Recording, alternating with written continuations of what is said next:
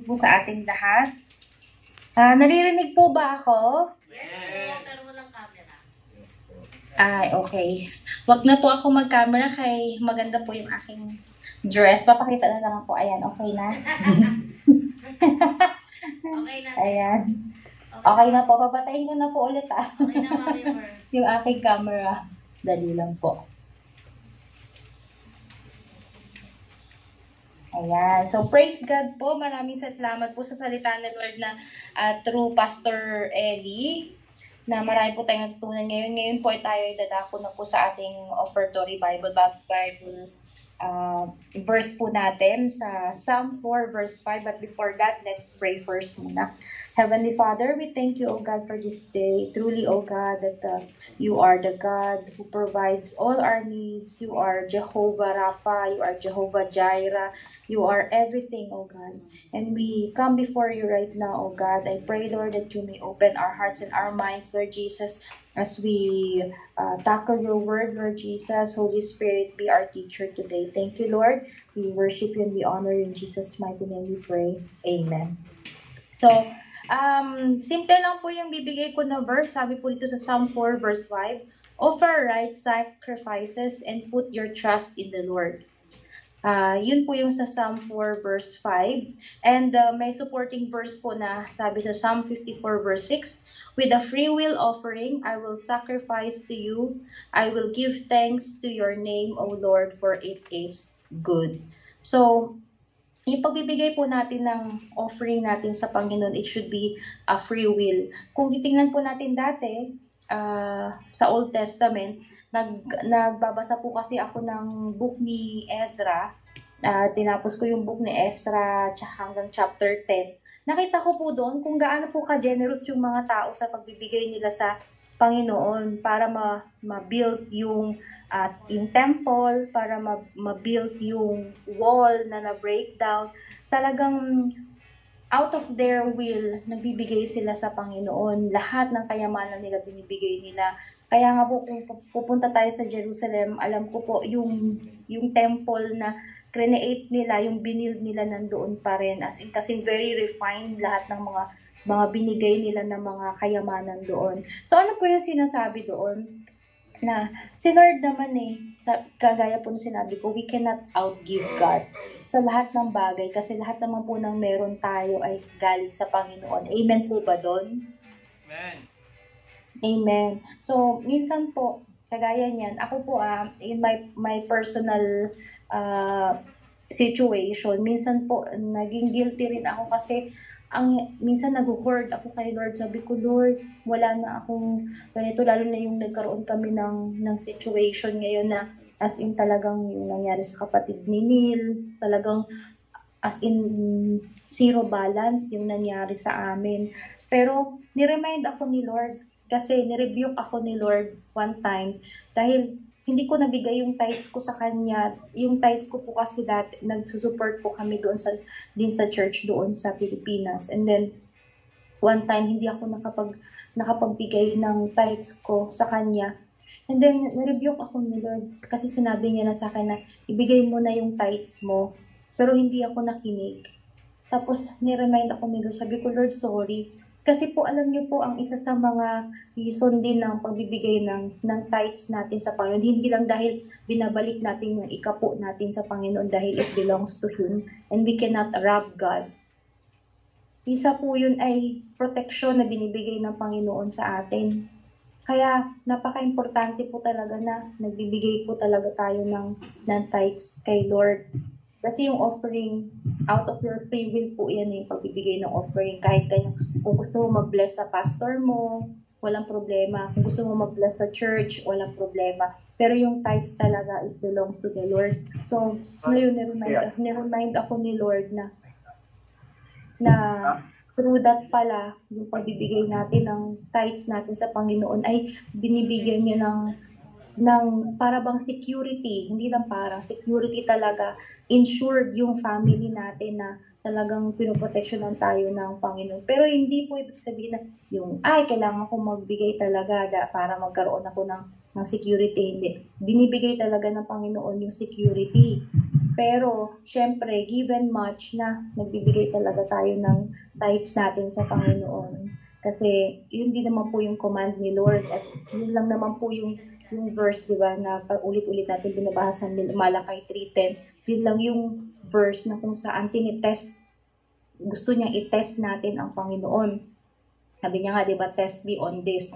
Apart from that, wala tayong pwedeng itest sa Panginoon kung hindi yung pagbibigay lang natin sa Kanya, yung pagiging generous natin sa Panginoon. So, yun lang po yung reminder na kapag si Lord din kasi talaga nangungusap, alam niya kasi talaga, all-knowing God siya.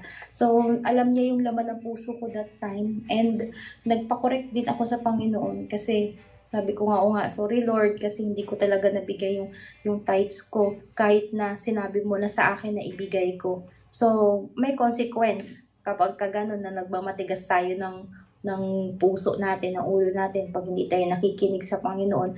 So, yung lesson learned po doon, na when the Holy Spirit is speaking to us to give to the Lord, kung ano man yung sinabi ng Panginoon, gawin po natin dahil para din po yun sa atin at para hindi rin po tayo mapahamak. So, ngayon po, it's our time, the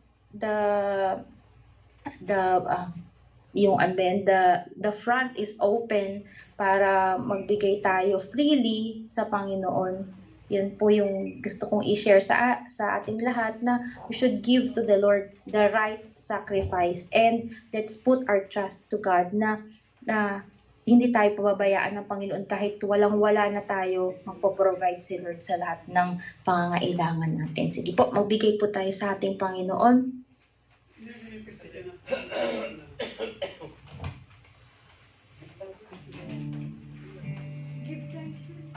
Ito na, nakaready na si Kuya Ruel.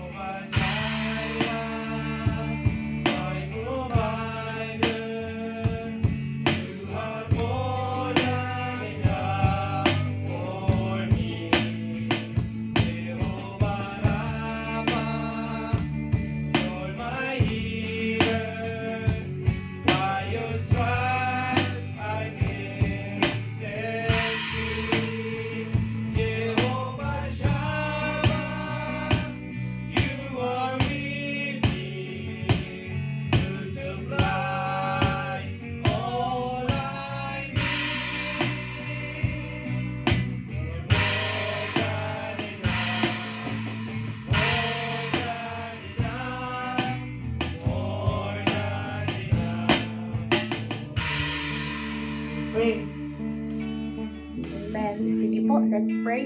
Let's extend our hands to the basket and let's pray. Hallelujah. Heavenly Father, thank you, Father, for your word. We receive it, O God, and we believe it. Lord, sabi mo nga sa Luke 6 verse 38, that give and it will be given to you. Good measure, pressed down, shaken together, running over, it will be put into your lap. For with the measure you use, it will be measured back to you. Lord, salamat po, Panginoon. Alam ko, nakita mo ang puso ng bawat isa, Lord God, na nagbigay, Lord God, ng kanilang tithes and offering, Lord Jesus. I pray that you may continue to bless them, Lord God. Bless us, oh God. I pray, Father God, na sa mga trabaho namin, Panginoon, sa aming mga employer, continue to bless them, O God. Alam ko, Lord, na ang bawat isa, Panginoon, ay mayroong mga prayer request, Lord Jesus. I pray, Father God, that you may grant them, Lord Jesus. And thank you, Lord God, na ang bawat isa na nagbigay, Panginoon. At even, Lord, yung mga hindi nagbigay, alam ko na ipoprovide mo nga, Panginoon, na ay mga pangailangan dahil ito yung sinabi mo, Lord God, you are our Jehovah Jireh, O God. You supply all our needs, O God, according to your glorious riches. Kaya salamat po, Panginoon, patuloy mo pagpalain ang bawat isa, Lord God, na nagbigay, Panginoon, even sa mga wala na ibigay, Panginoon, alam ko nagbigay din sila ng kanilang oras para makinig ng iyong salita, nagbigay sila ng time, Panginoon, para sumamba sa iyo, Panginoon. Kaya maraming salamat, Lord God. It's not just about the money, Panginoon, but it's also the time, O God, even the thanksgiving that we give to you, O God, it's a part of offering, Lord God. Salamat po, Panginoon. May you bless this, O God, na magamit, Panginoon, sa iyong kaharian, O God. Bigyan mo ng wisdom, Panginoon, si Sister Bebs, Lord God, sa finance, O God.